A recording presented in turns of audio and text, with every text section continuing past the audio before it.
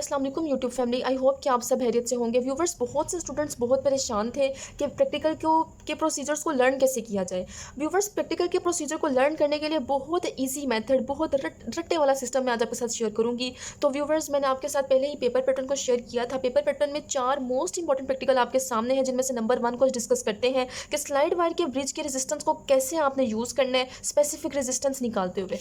तो व्यूवर्स, सबसे पहले अपरेटस के आपने पॉइंट्स को एज इट इज़ लर्न कर लेना। उसके बाद प्रोसीजर्स के टोटल 10 पॉइंट्स हैं। इन 10 पॉइंट्स को मैं आपको यहाँ से रीड भी करवाऊंगी, लेकिन उससे पहले जो मैं आपके स्क्रीन के ऊपर पॉइंट्स लिख रही हूँ व्यूवर्स, आपने उनको सही से अंडरस्टैंड करना और आपने उन्हें सही से लर्न कर लेना है, आपने उन्हें सही से रटा मार लेना है। जी व्यूवर्स, आपकी स्क्रीन पे मैंने अब की पॉइंट्स लिख दिया, यानी एक्सपेरिमेंट 1 के प्रोसीजर के जो की पॉइंट्स थे वो मैंने आपको बता दिए।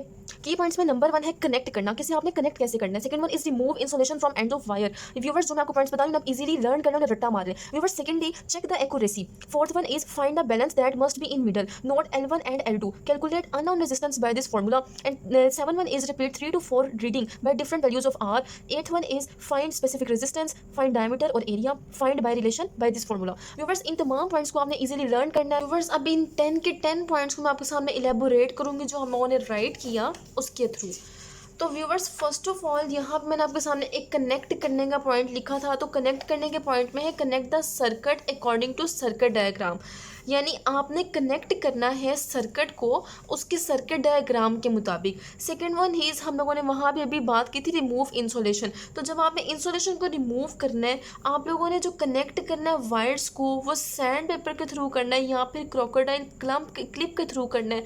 तो व्यूवर्स, ये भी था आपके सामने पॉइंट कैसे आप लोगों ने कनेक्ट करना है। व्यूवर्स, थर्ड 1 इज कि आप लोगों ने एक्यूरेसी को कैसे चेक करना है। एक्यूरेसी को चेक करने के लिए जब आप लोगों ने जॉकी को कनेक्ट किया टर्मिनल ए के साथ और आप लोगों ने इंसर्ट कर दिया इसके अंदर प्लग की के, तो व्यूवर्स यहाँ पे कुछ इस तरह से डिफ्लेक्शन हुई गैल्वेनोमीटर के साथ कि आप इसको देख सकते हैं कि इसको हमने कनेक्ट कर दिया सी के साथ। व्यूवर्स, इसके साथ साथ मैं आपको बताती चलूँ कि जो जॉकी है कि हम लोगों ने जॉकी को पहले ए पॉइंट के साथ कनेक्ट किया था, लेकिन अब हम सी पॉइंट के साथ कनेक्ट कर रहे हैं। इस तरह से आप एक गैल्वेनोमीटर के ऊपर ऑपोजिट डिफ्लेक्शन आएगी। व्यूवर्स, उसके बाद है फोर्थ पॉइंट इज जो मैंने आपके सामने लिखा था to find the balance that must be in middle.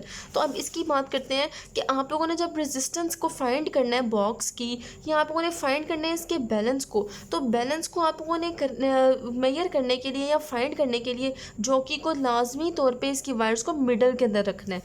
Viewers, उसके बाद व्यूवर्स बैलेंस पॉइंट क्या है कि आप लोगों की गैल्वेनोमीटर के अंदर जीरो डिफ्लेक्शन हो रही है और आप लोगों की जो वायर है जॉकी की वो स्लाइडिंग होनी चाहिए। व्यूवर्स, उसके बाद जो पॉइंट नंबर 5 टू लेके पॉइंट नंबर 10 तक है वो तमाम पॉइंट्स आप लोगों ने इधर से करने हैं जो मैंने अभी आपके सामने मेंशन किया था। अगर आप लोग सिर्फ ये वाले पॉइंट्स को भी लिख दोगे तो ये आपके लिए इनफ है।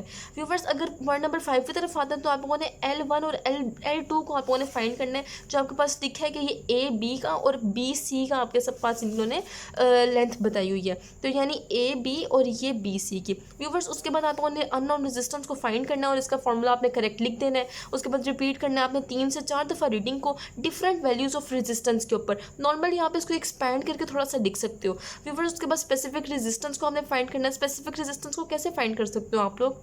तो व्यूवर्स, बहुत सिंपल इसका आंसर है कि हम लोग इसको लेंथ या फिर डिस्टेंस को मेजर करके दरमियान का फ़र्क निकाल के स्पेसिफिक रेजिस्टेंस को बता सकते हैं। व्यूवर्स, इसके बाद आता है कि फाइंड डायमीटर या फिर एरिया। डायमीटर को और एरिया को आप लोगों ने कैसे फाइंड करना है। डायमीटर को और एरिया को फाइंड करने का सिंपल फार्मूला आपके सामने है कि जी आप लोगों ने इसको R = D/2 या फिर एक फार्मूला है A = πr²।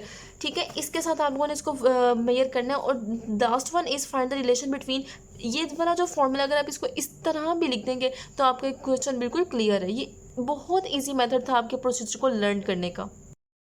जी व्यूवर्स, ये एक छोटा सा फॉर्मूला मैं लिखना भूल गई थी, आप अंदर ऐड कर लीजिएगा।